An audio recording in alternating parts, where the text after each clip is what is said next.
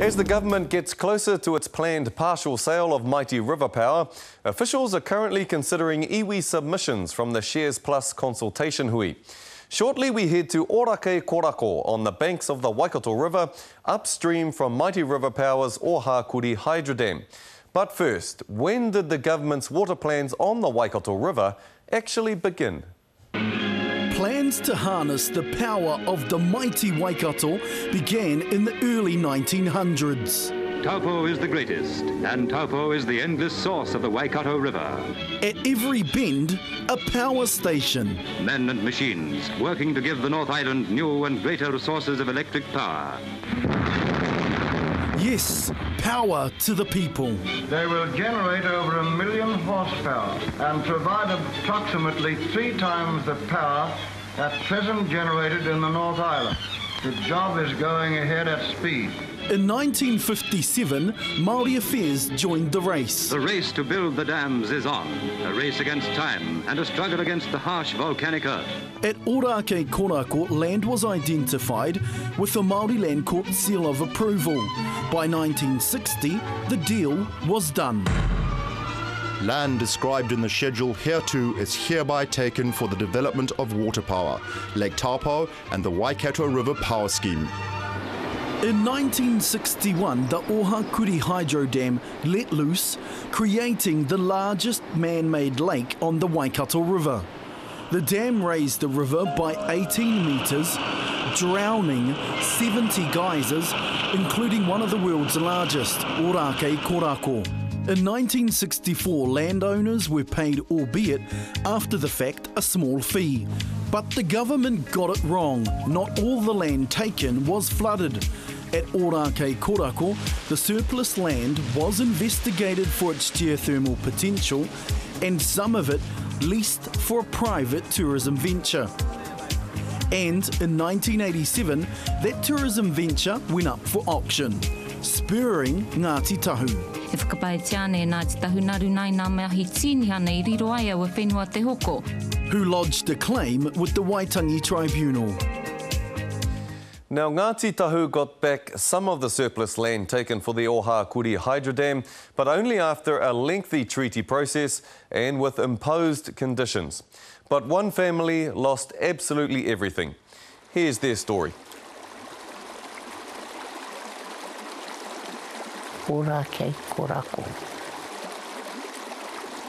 For what we have lost, we still wonder whether we would ever be able to be part of the land.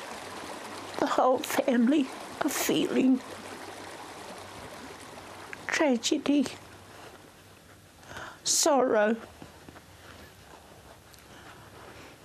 And now our parents have passed on.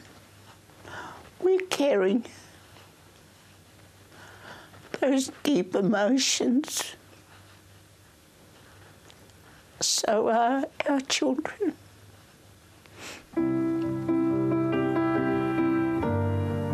Ngāti Tahu te iwi, Pairoa, ngā maunga, Waikato te awa.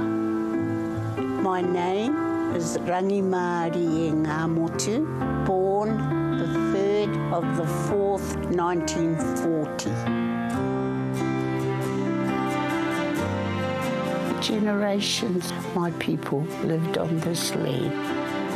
I whakapapa through my grandfather, Rameka Henare. My parents were Herapeka and Pairama Wharekawa.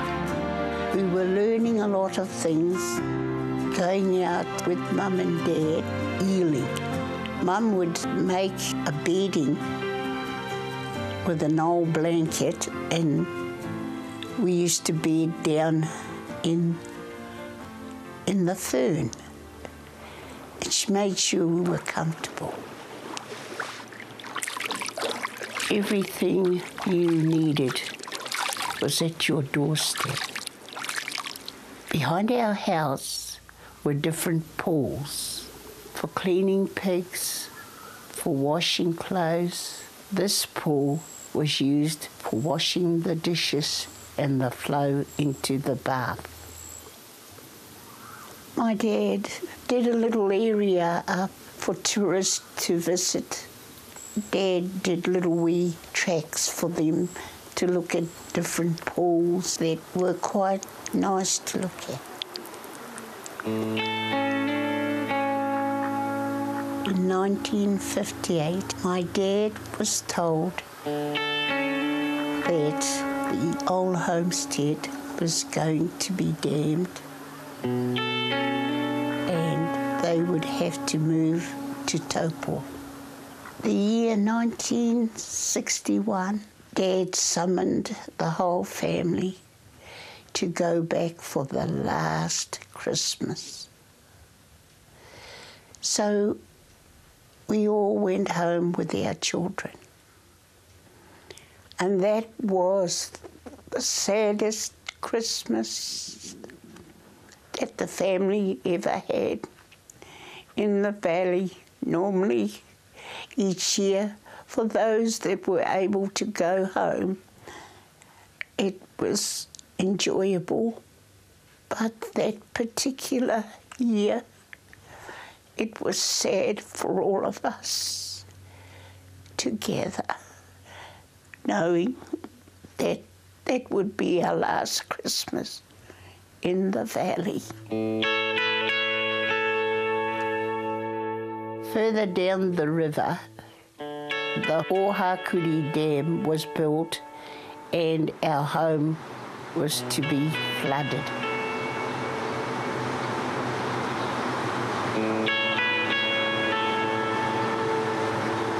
More electricity for the country. The most saddest thing for my father was when he was asked to hop on the Ministry of Works truck that was bringing him to Taupo. He looked back and they had what they call a firing gang who just lit the old homestead. And that was heartbreaking for Dad, looking back and seeing the old homestead up in flames.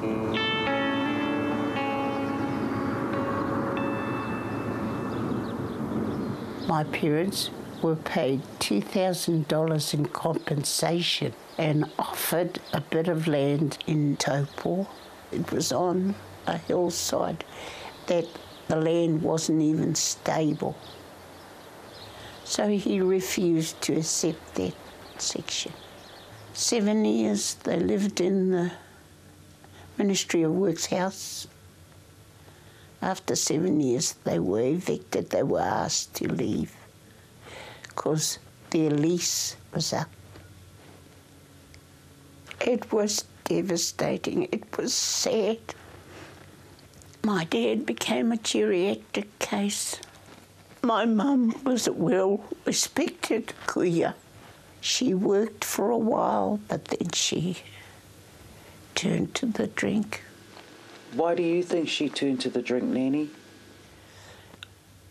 It's having to leave the old homestead, having to leave the livelihood they were so used to.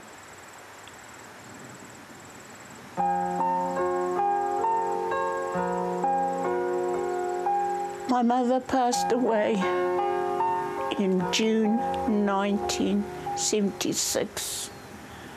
My dad passed away a year later in May 1977.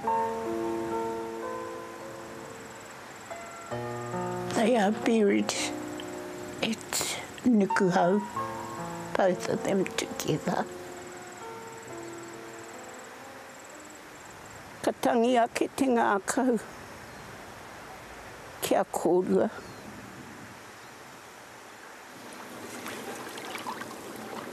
The property was never completely flooded, but they still had to leave the valley. There is a lodge there now, and I do not know who owns it. I would call that injustice, where my parents who belonged to the land had to move out. I'm now looking at, we have no papakainga. Kei te mautonu te aroha, te mamae. I te wā I riro atu te whenua, o aku mātua tūpuna, e kore mutu te aroha. It's not about the money. It's about the tūnanga wāwai on the land that once was their grandparents, but are no longer controlled anymore. And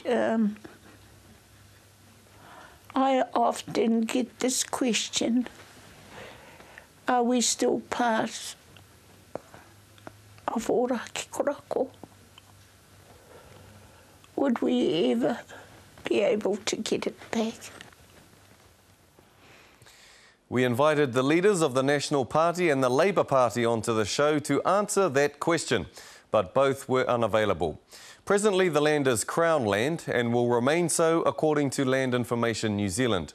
We'll keep you updated with all the latest developments on this story as they unfold. Like us on our Marae Investigates Facebook page to stay informed.